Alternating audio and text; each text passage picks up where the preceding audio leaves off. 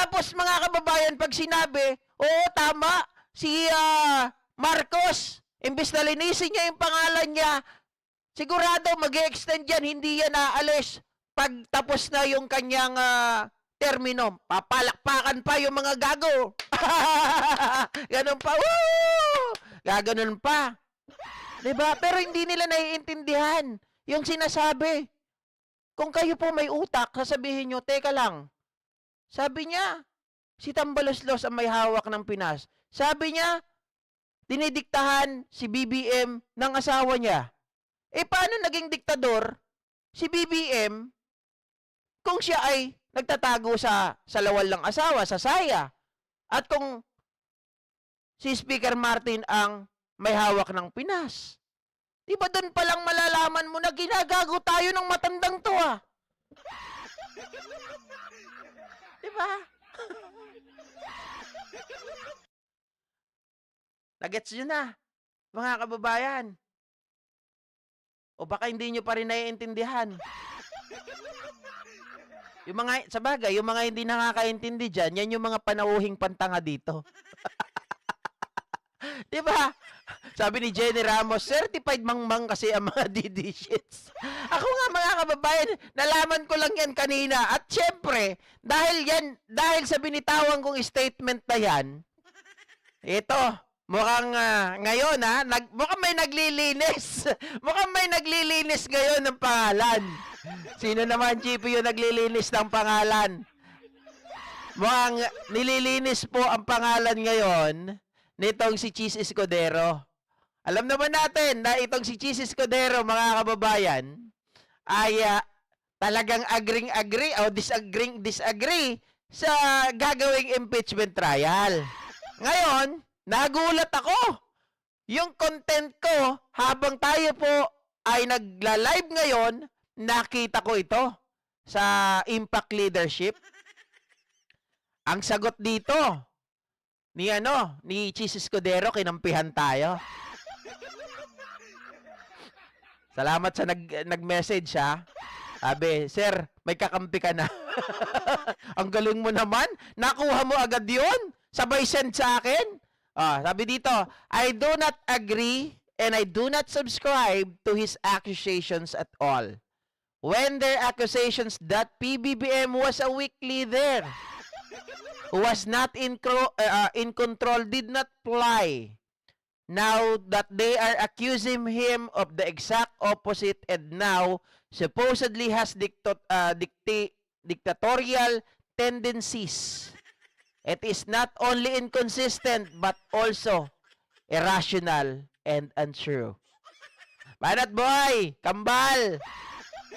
Kailan ako akit sa'yo? Sa live mo. Di ba mga kababayan? Maliwanag Sabi ni Escudero, oo nga naman. Tanga ba kayo? Mga DDS, tanga ka ba Duterte? Ay, hindi naman niya sinabi yon, pero mga kababayan, no need to say that. Mira, maintindihan mo kaagad na itong si Escudero, ang binabanatan niya, itong si Duterte. Sabi nyo, itong si Marcos ay weak leader. Hindi niya control ang Pilipinas. Ba't ngayon? Sinasabi nyo, siya ngayon ay diktador. Diba? Na hindi nabababa sa pwesto. Gagawing 20 years ang kanyang termino kagaya ng kanyang ama. Sabi ni Escudero, it is not only inconsistent, totoo naman, but also irrational and untrue. Una, walang katibayan. Pangalawa, complete opposite ang kanilang statement. Sa madaling salita, putya, abogado ba talaga to? Abogado ba talaga si Digong? Di ba? Kambal, sakto magas ka ngayong Ramadan. Pwede ako mag-live ng maaga.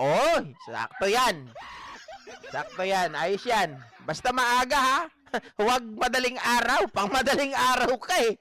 Hindi na ako gising ngayon ng madaling araw. Nagbago na yung body clock ko. Nasanay na eh. Diba? Hindi kagaya dati na nung nasa kabilang bahay pa kami. Talagang madaling araw, gising ako. Ang hirap. Diba? Sabi ni Dorotea Francia, Yes, go for 20 years more para sa bagong Pilipinas. Ako, agree ako dyan. Gusto ko yan. Kaya lang, we are talking about, mga kababayan, yung pahayag ni dating Pangulong Rodrigo Roa Duterte na gagawin daw ni diktador daw yung ginagawa ngayon ng Marcos administration. Sinosuppress yung mga vloggers, sinosuppress yung mga kaalyado nila. Sinosuppress pa? Eh kung ano-ano ang mga pinagsasabi nyo, pagbumura, pagbibintang, at kung ano-ano pang mga fake news na pinagagawa ninyo. Oh, pag kayo po, batas, in legal aspect ang pinairal, nagiiyakan kayo. Tingnan nyo si Jun Abines. Iyak. Oy, Miss Pilar Wongka, shoutout sa'yo ha. Long time no see. Alright, sabi ni Olimpio Pialago, correct Digong, yan ang talagang diktador at pinakakurakot at nagpatakbo ng mga illegal sa Pilipinas, pogo at droga, aprobado niya. Sino? Teka lang, sino ba ang correct? Correct? Ako? O correct si Digong? Hindi, baka mamaya magkamali na naman po ako ng intindi. Kawawa naman si Leia kahapon na bash dahil sa akin. 'Di ba?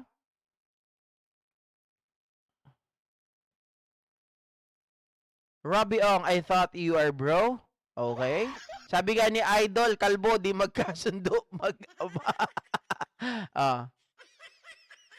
Mga bulag at bingi ang DDS, sabi ni Joanne Aris.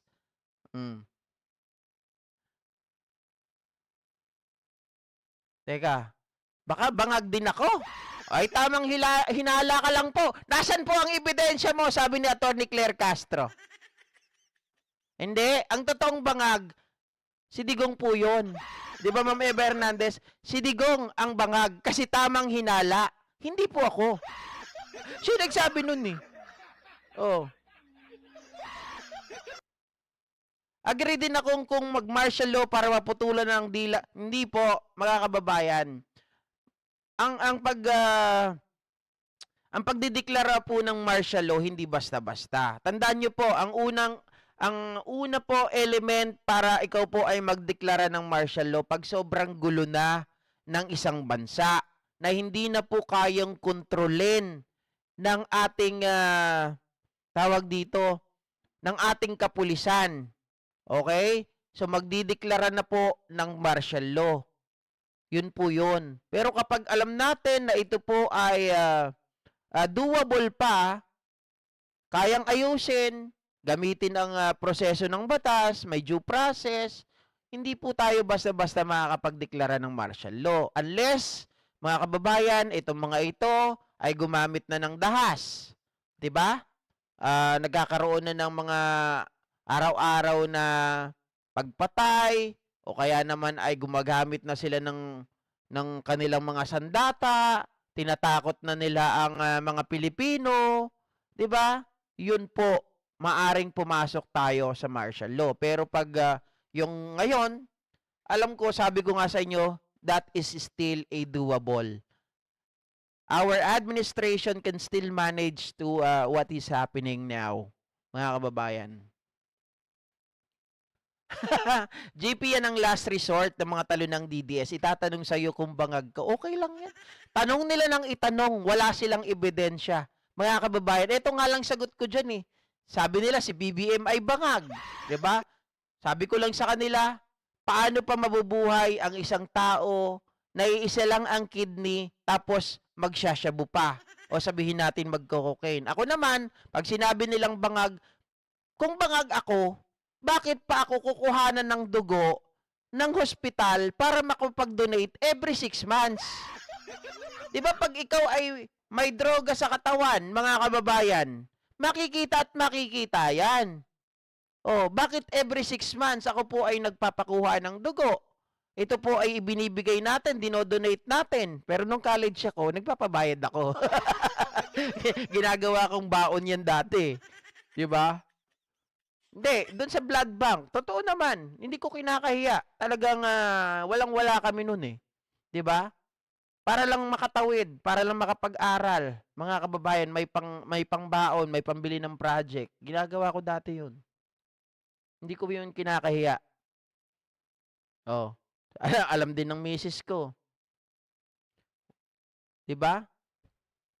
Hindi tayo ano dito magpapaka-plastic. Totoo 'yun, ginawa ko 'yun noon. Hindi lang ako, pati ang kuya ko eh. Parehas kami. Oh. Ma'am Evelyn de la Peña na Imbagnal daw. Alright, next topic tayo.